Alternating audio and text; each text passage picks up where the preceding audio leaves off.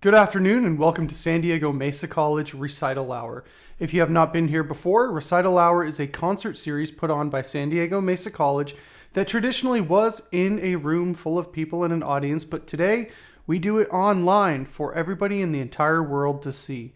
Today we have a very special guest. His name is Robert Kostlan, and he brought a student along with him to showcase some works. And you'll notice that there's a slightly more technological bent to the way today is going to be presented.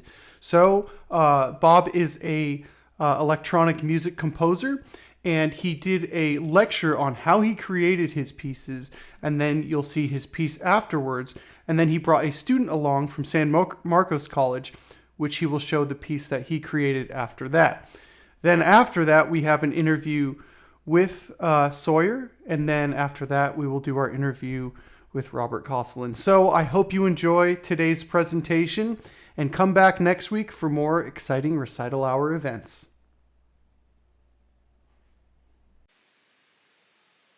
Hello everyone, my name is Bob Kostlan, and I'm going to be giving you a walkthrough demo of my piece 1001001, and I'm going to be utilizing two bits of software here. One is VCV Rack, which you're seeing in front of you, and another is Reason Suite over here to the left. So a little bit of background about this VCV app, which is the main thing that I'm using. Here, if you go to vcvrack.com, you can get access to this. This is a free Euro-Rack modular synthesis simulator. So it's mimicking the world of all of the hardware that's out there that's dealing with Euro-Rack modular, packaging it up to a virtual version, and it's totally free to download. And you can also go here to the library and get a whole bunch of extra modules that they call plugins here, these little guys you can see. And what the great part about it is there's over 2,000 that are totally free for you to use. And if you like what you see and you're working with, you can support this cause and this movement here by purchasing some of the more higher end modules. I don't get paid to say this, I just really like this product, and I hope more people pick it up and utilize it.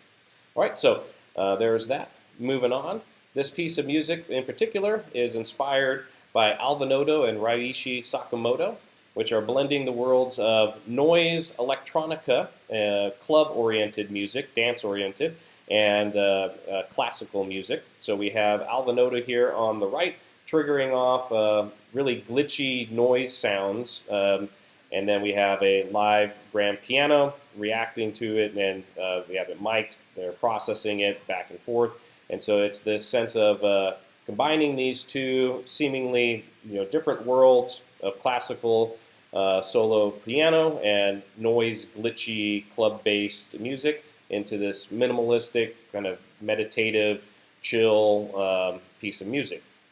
One of my favorites here is called Berlin, and you can see it live, and they have a little light show that they're producing that's reacting to the sounds. So check that out if you are interested. All right, so on to my piece specifically. You can see the title is kind of binary computer inspired, but it actually is being stemmed here. Let me move this out of the way a bit, from paradiddles. So the idea here with the ones and zeros, you can think of these as the right and left. So these paradiddles are drum rudiments for drummers to practice, similar to scales and arpeggios if you were a melodic instrument. And so we have like a right hand stick, left hand stick, and you practice these things going back and forth. And so I have the same kind of idea. You can think of the one being right hand, the zeros being left hand. And I'm using this as a mother rhythm, or a core foundational rhythm, similar to a son clave or a rumba or a tango rhythm, which is going to be the underlying foundation for the rest of my piece. All right, so that being said here, let's go back and take a look at what's happening here in the VCV rack. All right, so you can see there's a ton of cables going everywhere. I'm going to clean that up just for visual ease here. Get rid of these things just to make it a little bit less convoluted of what we're looking at. All right, so the idea here, again, I have those mother rhythms, or this foundational kind of rhythm that's going to hopefully glue the whole piece together, that it's all stemming from this source of this rhythmic pattern of left, right, left, right, etc. All right, so that's these two sequencers, Seq3 here. These sequencers are going to trigger things off, fire things off, and I've put the rhythm inside of here. You can see these little green lights here correspond with the numbers. So the green light would be a number 1. The no light in there would be a 0. So we have 1, 0, 0, 1, 0, 1, 0, 1. And then I do the opposite of that, thinking of this as a right hand and a left hand. And this is the mirrored one where we have just the opposite of what this top sequencer is playing. All right, so these things are in charge of triggering stuff off. What they're triggering off are two synthesizer sounds here coming from these two units that are oscillators. And I have basically the same collection here. This top line here that you're looking at and this bottom one are pretty much basically the same type of thing. One is just going to be a higher pitch, and one is a lower pitch. So we have this higher pitch here of 55 hertz, and then this lower pitch of 75.5, which happens to be the lowest note of A on a grand piano. Right, so this is the sound source, two synthesizers. And now what I started trying to do is think modularly. And what I mean by that is instead of composing more traditionally and just using this synthesizer as a sound source, I wanted to use the modules to help me compose, to help me generate as a compositional assistant so that the sounds and melodies produced are going to be more from a modular aesthetic as opposed to a, I guess, more traditional approach. Right, so in doing so, I have a lot of these LFOs that you can see everywhere. LFO stands for low frequency oscillator and is going to create a wiggle or a wobble or a movement of something. You can see I have them all over the place over here on the bottom right. And so what these things are doing are actually generating the melodic phrases. It's selecting what notes will be triggered. So here, instead of just having this one note of a consistent low, bassy A note, it's going to change and modify based off of what the LFO is making it move up and down. Now, the trick here in working with this modular aesthetic, or at least in my opinion, is finding the balance between a bit of uncontrolled or provided randomness or semi-randomness, and then you as the composer refining that, adjusting ranges, trimming it, and getting only what you want. So it's this blend of stuff that's out of your control and stuff that's in your control, and you're trying to find a happy medium between those two. So these little VCAs, these little green sliders that I have everywhere, are going to help me to refine and adjust the range. So I don't have really super bassy notes and really high tinkly notes. I'm adjusting it to be in a sweet spot for something that is appealing to my aesthetic. All right, so after that, I have another thing here. This quantizer is not going to just let any old pitch go through. It's going to fix it so that the one I have here in this case is going to be the notes of an A minor triad that are coming through. All right, and you can see here I have them all going at different speeds, so they're not uniform. This one's going a little bit faster than this bottom one is. So I'm going to get a bunch of different combinations of these notes. They'll all sound good together no matter which combination because they're both an A minor triad, but they will adjust and it won't be so predictable, which too much predictableness, makes for boring music in my opinion. And so I'm trying to switch it up enough so to keep it interesting but not have it be overly repetitive. All right, so that's what the sound source is. And very similar up here to the top, I'm doing that same kind of attitude, but I'm extending it a bit. So the sequencers right here, they're providing the rhythm, that paradiddle-inspired rhythm. But again, if it's too steady and it's never changing and it's just the same speed with the same 16th notes type of a attitude, then that's going to get boring. So I wanted to add some variation into these sequencers to adjust the tempo. So just like I'm adjusting the notes, I'm adjusting the tempo, and that's going to be controlled here by this top one that's up in here. You can see it's feeding both of these bottom sequencers. This top sequencer right here is now like the mothership and controlling both of these, and it's getting controlled by this series over here to the right. So I have the same kind of trick that I'm doing with this LFOs, but this time I'm merging two of them together. So instead of just getting a standard kind of one wiggle here going up and down, I'm merging two together so they are colliding, they're ebbing and flowing together, so I get a merger of a mashup of both of these signals, and then they are getting summed here into this next unit, and then going here into this amplifier, again adjusting the range so that it never gets too super duper quick or too agonizingly slow. And again, I'm trying to find that sweet spot, and getting a little bit of randomness or a little bit of unpredictable, and trying to hone it in and refine it. All right, so then going over the rest of these here, this next module that I have feeding in from the sound source, from these oscillators which are providing the sound, they would be like the string of a guitar, the thing that's making the noise. That's getting fed into this filter, which is going to adjust how bright or how mute or thuddy of a sound that will be here. And again, trying to add some kind of randomness, controlled randomness in here. This random module is going to be adjusting it, so sometimes it will be brighter and sometimes it will be more muted and warm sounding. Right, moving on here to this next collection, I have this ADSR, which is an envelope. This is going to be how the sound fades in and how it decays and fades out. So is it going to be instantaneously in like a piano? Is it going to be more staccato sounding?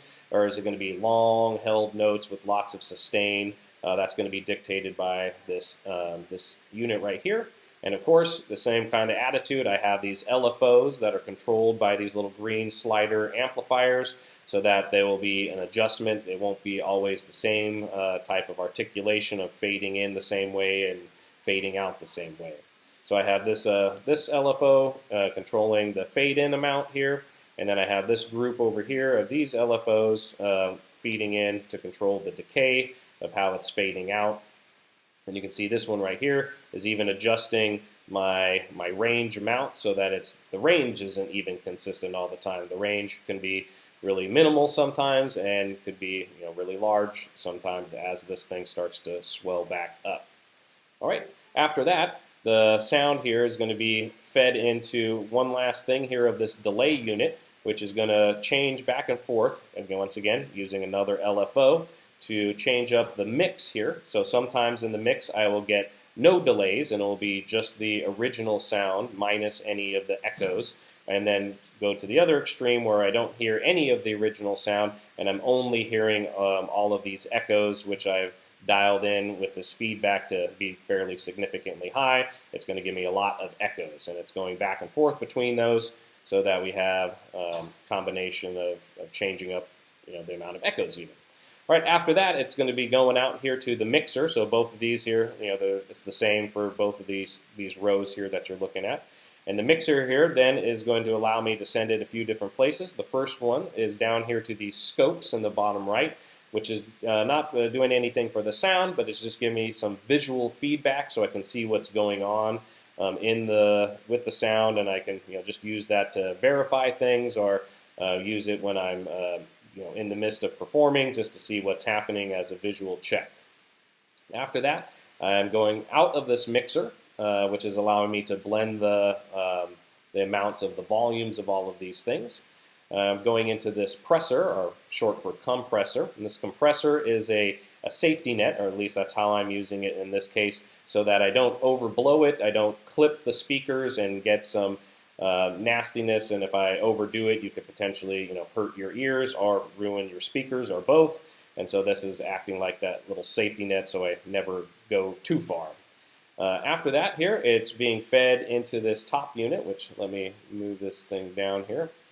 So it's being fed here into this top unit, this one here, this audio, that's going out to my headphones so I can hear what I'm doing, and simultaneously going and being recorded so that I can use this the sound of whatever I'm doing later, and bring it here into Reason so I can process it and soup it up and master it to really get it to pop.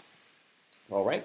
Up here in the top bit, the last bit here on the top left, I'm going to zoom in a little bit so you can see what those notes are saying. So this is how I'm connecting with Reason, and how I'm assigning all of the buttons on my hardware MIDI controller that I have off to the side that I'm using to perform, as well as trigger buttons on my computer keyboard itself, and sending the information, sending the notes to Reason to let the pianos know what notes to fire off, and the rhythms That's being controlled here with these two. That's going to reason. And then all the rest of these over here, the MIDI maps, are how I'm assigning all of my faders, my knobs, and buttons on my controllers. I give myself a little notes here so that I can remember what button is assigned to which parameter. And then that's letting me connect to different things. For example here, I have these mutes set up. And you can see these little yellow boxes next to them, which means that I have control over them. So over here on the mixer, I'm controlling the volume. I'm controlling this triggered pulse, which is a reset button. It will reset all of the LFOs. You can see we have this over here on the right. We have this reset, so it will make it start over from the beginning. Otherwise, it might be well down the line, and when I'm practicing with this stuff, I need to be able to get to a starting point that is predictable or has something that's more similar, so I can use this to re-trigger it and reset everything. This mute over here is not an abrupt mute, so it's not going to be like sounding it a note and then cutting it off like It's not going to do that. What it's going to do is stop allowing notes to make it through and be triggered, but it will allow whatever is currently playing to naturally decay out and finish what it's doing. So again, sounds more natural, doesn't have that abrupt cutoff. But this allows me to control the activity of what's going on if either one of the instruments starts getting overly bombastic or overly noodly and it becomes too much. I can cut it off and I can have the notes being triggered just when I want them to be. But the way I view it, it's more of like I'm the conductor. I'm not performing it, and so when I unmute it, I don't exactly know what notes are going to be fired. I have some kind of idea from practicing and making all of these settings happen, but I don't absolutely know what's going to happen. So I do have to be reacting in the moment to make sure I'm liking what's coming out, all right, and listening to what the computer is giving me. So there is this bit of an improvisational element to it, all right. And so these mutes here are assigned by these MIDI gates and the CV. All of these units up here are allowing me to assign these buttons. All right. After that, here before we go into Reason, I do come in here and write some composition, or what I'm thinking of as score notes, or a game plan, or a blueprint of how I want to interact with these things.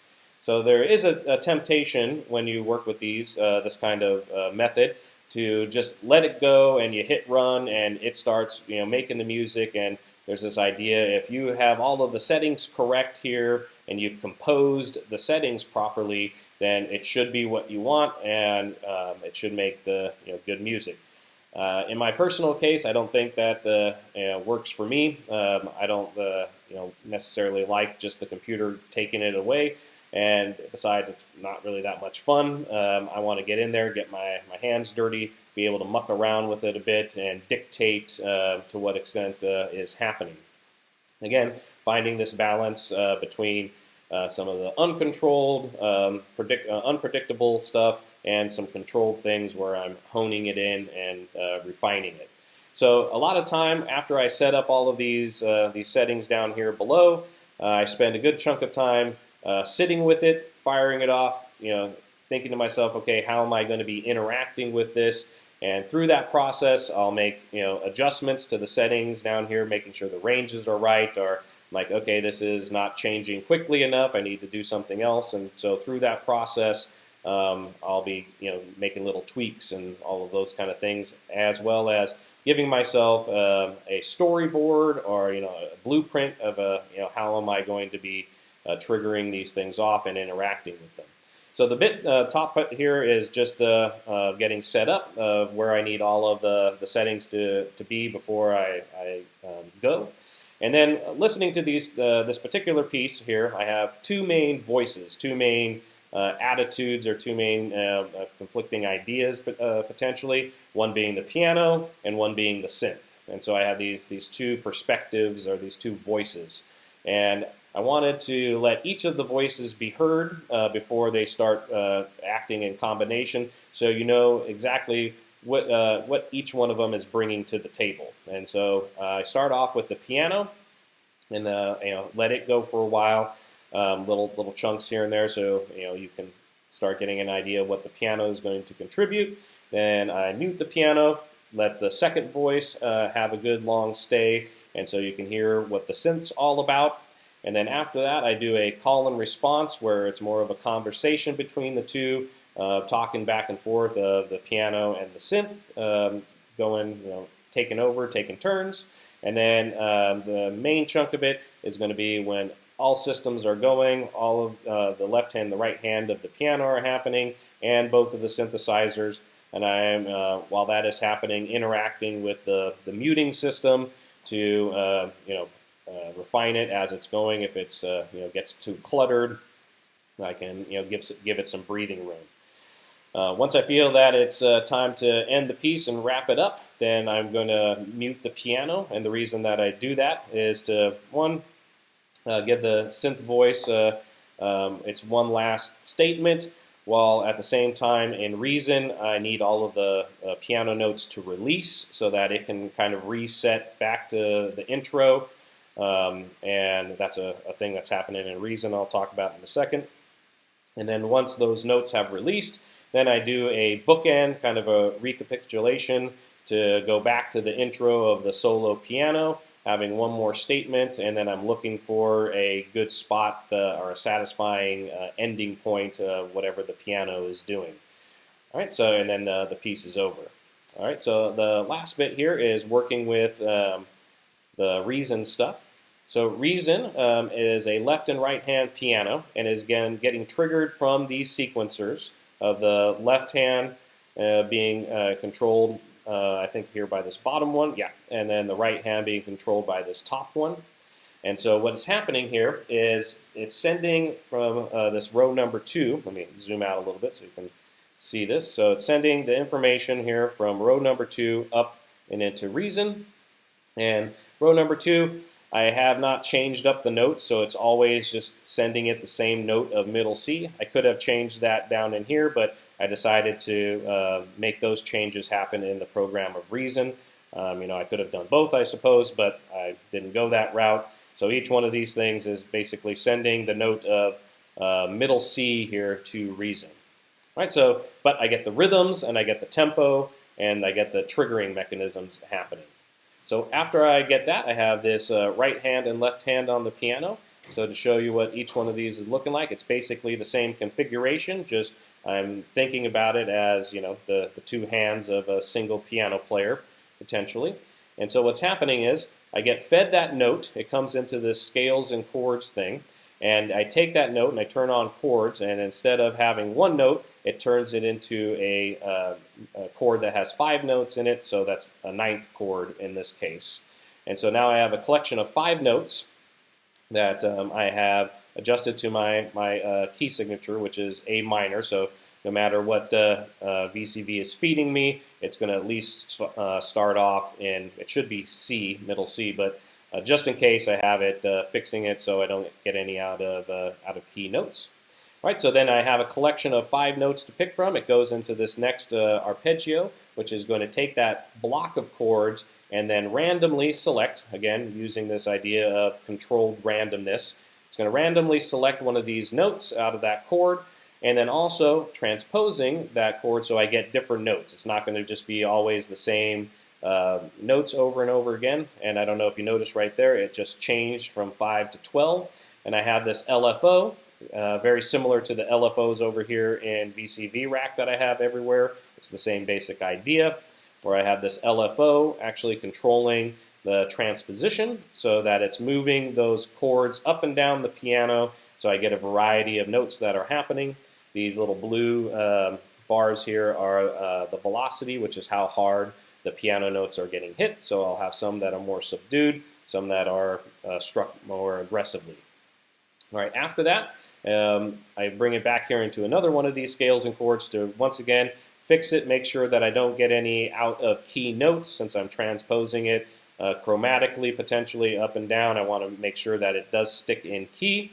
And then I have this possibility of bringing chords in again so that I can have sometimes one note. You can see this thing is toggling back and forth. It will select one note or two notes, so I can have a single note melody, and at times one of the hands can play two notes. Again, that is being controlled here by this LFO toggling back and forth. All right, so I have basically the same thing here on the left hand of the piano. This radical piano here, that's the sound source, and so this is the instrument itself of where the piano tones are coming from. Here in the right hand, the left hand here, basically the same thing. I just have it transposing down and lower, so it's going to get the bassier notes of the keyboard. And I do have one other little thing changed up here where I have the character. I have this one being slightly more agitated, or it's just at the neutral spot. And I have the right hand, the melody part here, focusing more on the subdued type of tone. So this is the character of the piano tone. Oop, I passed it there. Right after that, so that's the piano stuff. And you'll see here when it's playing, all of these notes will be held up here, and they'll be lit in this little graph. And I have really long rates. So sometimes it's going to be 2 bars long. Sometimes that note's going to be held for 8 bars long. And the reason that I use that is that's an idiosyncrasy of working here in Reason, that when a note is playing and it's being held out for that long 2 bars long, 8 bars, if VCV Rack sends it another note to play that's the same note and saying re-trigger this thing off again, it will ignore that until the first note has had a chance to play fully and end. I like this a lot because otherwise it ends up sounding a little overly glitchy or a little bit robotic, and it doesn't have this more naturalistic flow to it.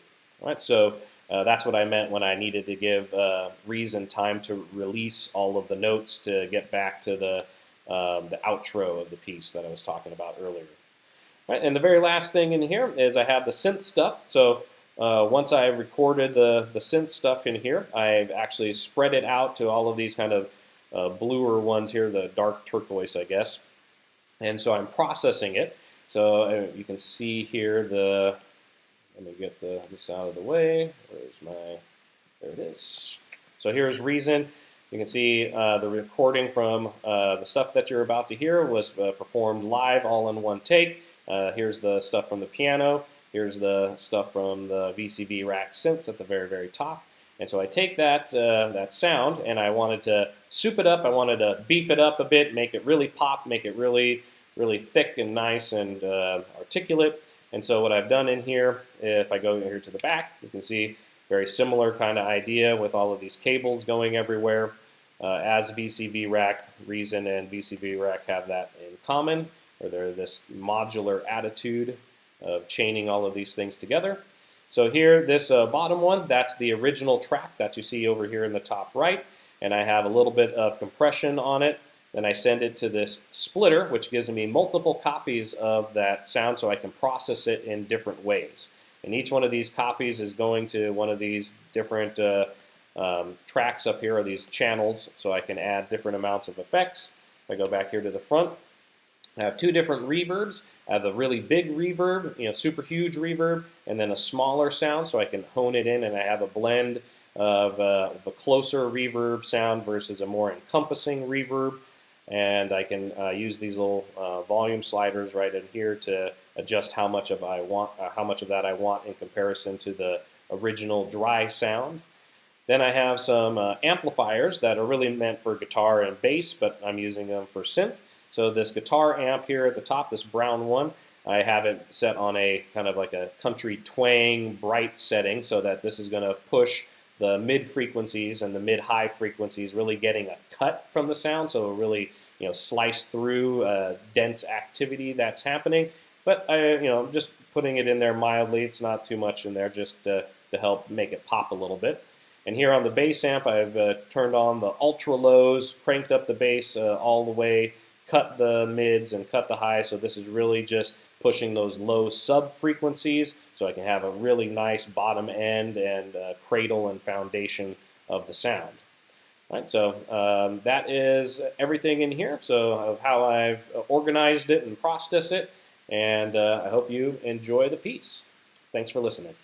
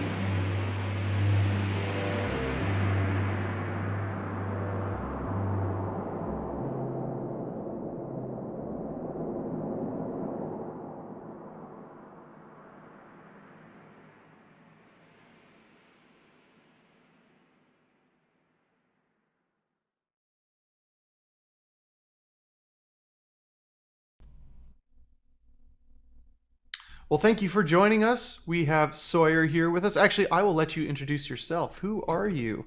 Hi, my name is Sawyer Brown. I am a graduating senior at Cal State San Marcos this semester. I'm a music performance major and a music technologies minor.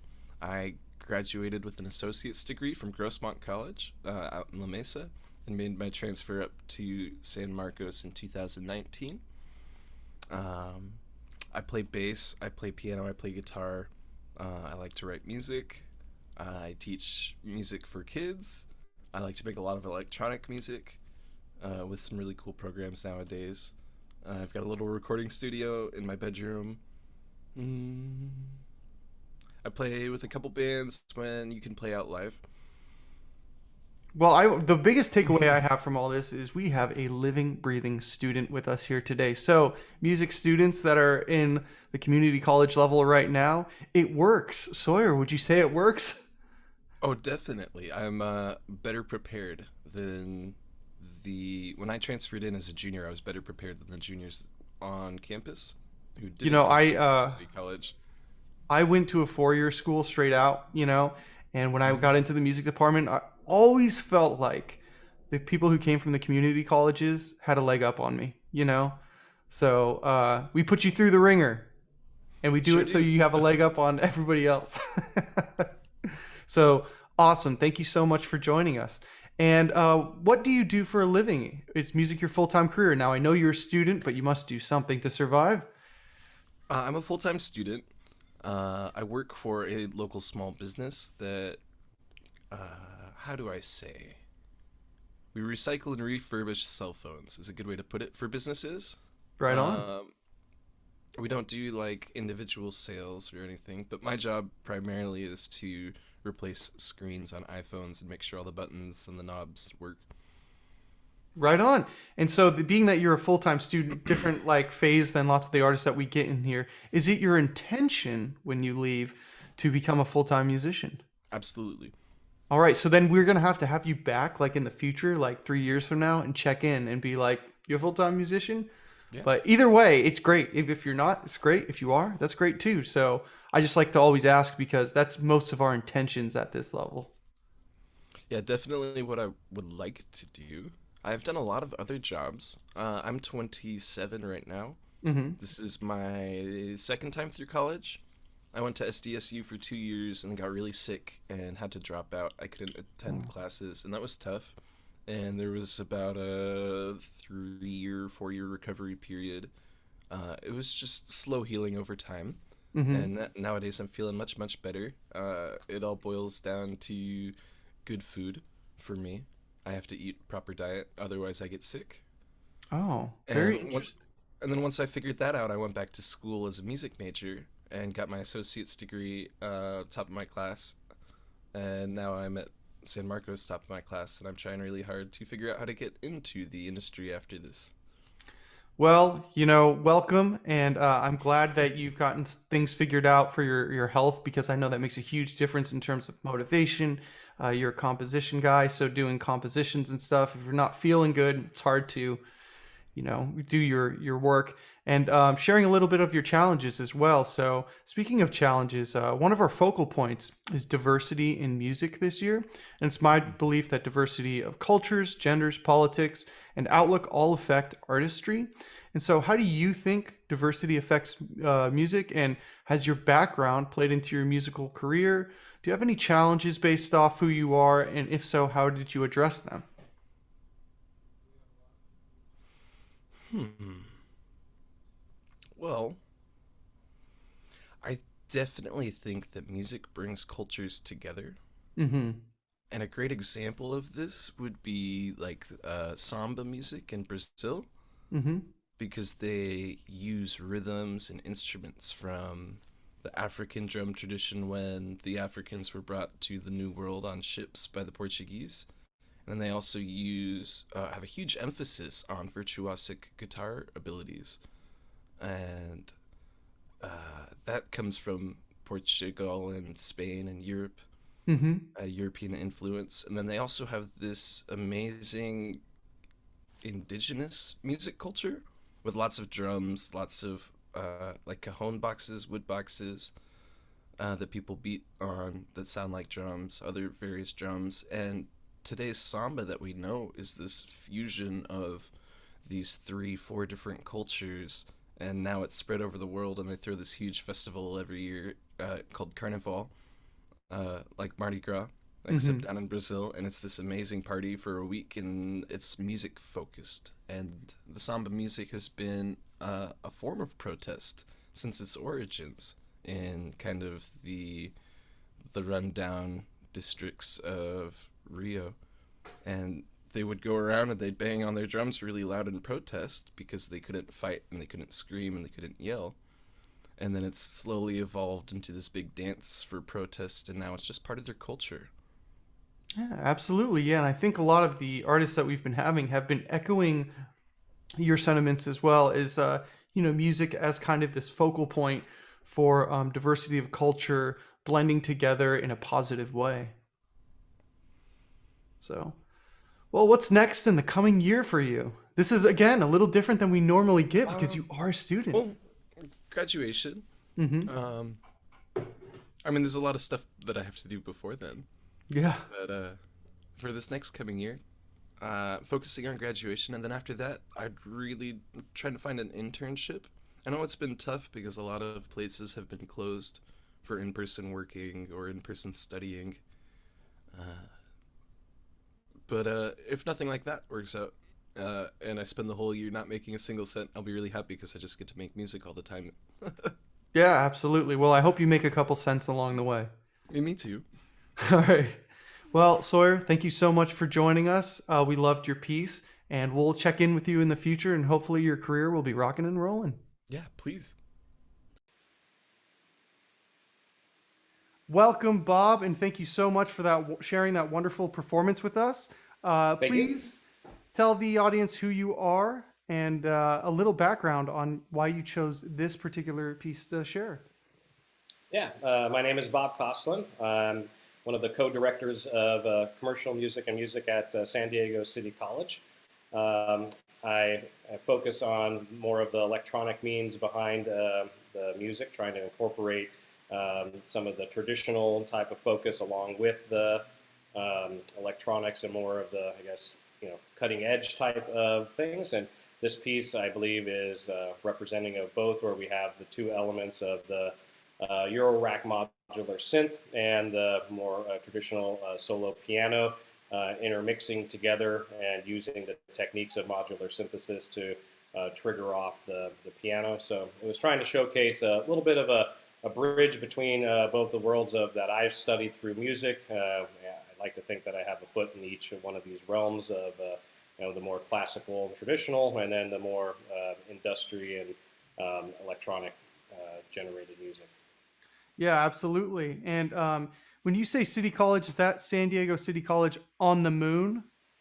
You got it right. That's our next campus. So I just had to reference it. So there we go. I know I've asked you this in the past, and we have plenty of new viewers and students. Would you please describe your educational background for us and tell them how you got me a job in the music tech lab at San Diego State? Yeah. So my educational background is I have a master's degree in composition from San Diego State. That's where my undergrad bachelor's in composition was done as well, with an emphasis in electronic music. Beyond that, I've attended a series of different workshops, like at UC Santa Cruz. I did a 2-week stay with David Cope doing algorithmic music and working with Max and Lisp, and then going with Avid and getting all of their training and getting the expert level certified in the music post-production and large consoles. And I also did a stint working at Apple and got certified in all of their stuff like Logic and Final Cut and those kind of things.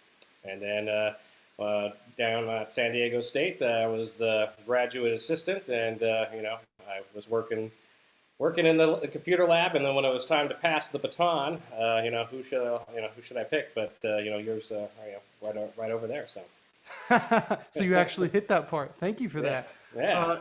Yeah. So that you have such an interesting backstory. And one thing I was thinking as you were describing your training is, I bet you were fantastic at the transition to remote learning comparative to a lot of other people.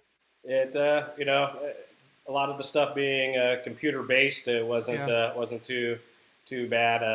The main thing that was the challenging was trying to get everybody on the same page.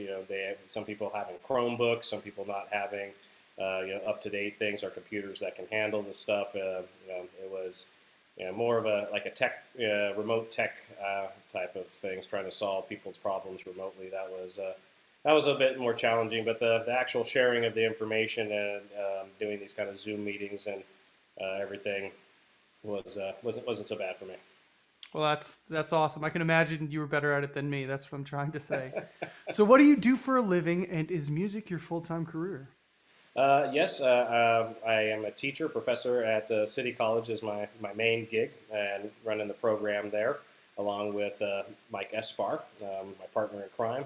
I'm also a adjunct professor at San Marcos State, Cal State San Marcos, and running some of the stuff up there. And other than that, trying to hustle some side gigs here and there, doing some mastering and some work on the side, and I have several projects where I play bass or do something that as projects come up. But that's pretty much it. Yeah, I'm slowly realizing that I booked people from a certain era at SDSU. So we had Leonard Patton, we had Mackenzie Layton, yourself, Tasha Smith Cadinez. Hmm. A lot of us were at state at the same time, but Yep. so many of us are full-time musicians. So there must have been something in the water. There you go. Hey, San Diego State, but what? Yeah, yeah. So, one of our focal points this year is diversity in music, and it's my belief that diversity of culture, genders, politics, and outlook all affect artistry. And so, how do you think diversity affects music, and how has your background played into your musical career, or has it? And did you have any challenges based off who you were or someone else you might have known? And if so, how did you address them? Well, my mom moved here from Argentina when she was 3, and so there was definitely a bit of a culture, I guess, clash. We had a big push of trying to assimilate into the culture, but for the most part, I don't, never felt that I had any hindrance because of that. My my grandfather worked for NASA, and my grandmother was a college professor her own self and teaching Spanish. And so, I felt pretty well piped into to the things. As far as diversity, one of the things that I love about electronic music specifically is that it's fairly open ended. It's fairly it's like wearing the mask. You don't really get to see the person that's doing it. You get to hide behind the tech a little bit, and so I think it's a bit of an equalizer with that kind of stuff. And there's not so much of a tradition that's pre-built into it, like having I guess like a piano repertoire or those kind of things. That there's a well-established history through all of this stuff. There's still a bit of room to make your mark and be an individual and bring yourself to the table in this electronic music realm. So stuff that I try to push in my music and to my students. Yeah, I hadn't really thought of that with the electronic music side of things, but it makes so much sense. And it's that anonymity that a lot of Yeah. electronic composers seem to welcome. And not only welcome, it's almost like that's the expected decorum of the Hmm. field is you shouldn't know what all these people look like. And that's kind of cool. Yeah, it's like you have like Dead Mouse and the Masks and stuff like Yep. that, and then you have where you have Stockhausen just putting some speakers on the stage and never even showing up, and it's take it for what it is, but it is built into the genre for sure. That's awesome. So what is next for you in the next coming year? So one of my big pushes that I like is working with a program called Pure Data that was developed and started by Miller Puckett at UCSD, so local here in San Diego as well. Hmm. And it's an open-ended, object-oriented program that really is, whatever you want it to make it. And that's part of the stuff that I was studying at UC Santa Cruz. They did the, I guess, professional version, which is called Max, which is now owned by Ableton from Ableton Live, the program, and they've incorporated it into their software. And so you're able to really make whatever you want it to be. You can make synthesizers, which is what I teach my students in our advanced class, just making a synth from scratch.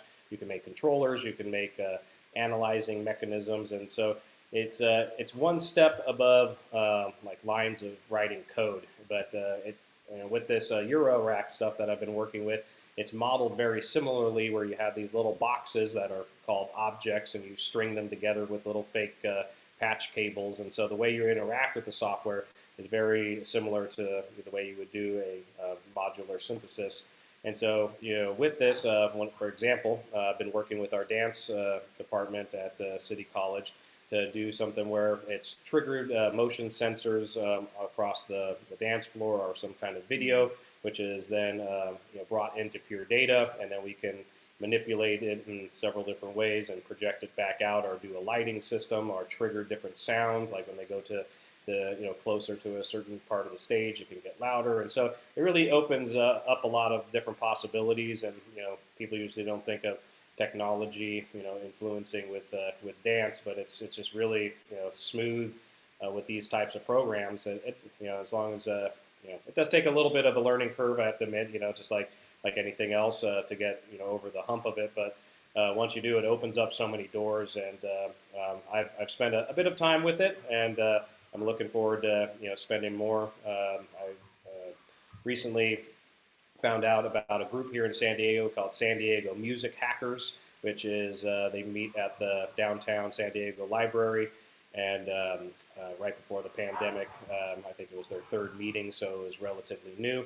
And it's all of this stuff dealing with pure data. So it's engineers and musicians getting together, talking shop, and specifically utilizing this program. And so that's where I'm looking to go next. And since it has so many doors that can be opened.